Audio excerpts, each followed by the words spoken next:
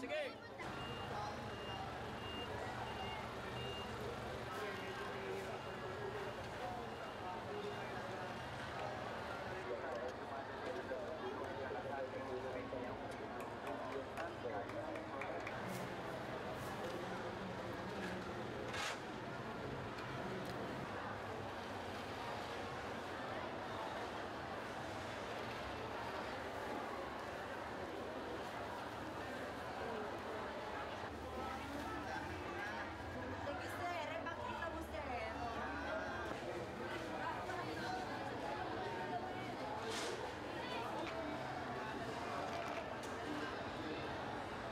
Nalungkot po.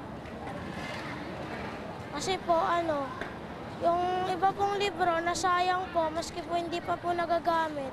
Pati po yung ibang document ng school.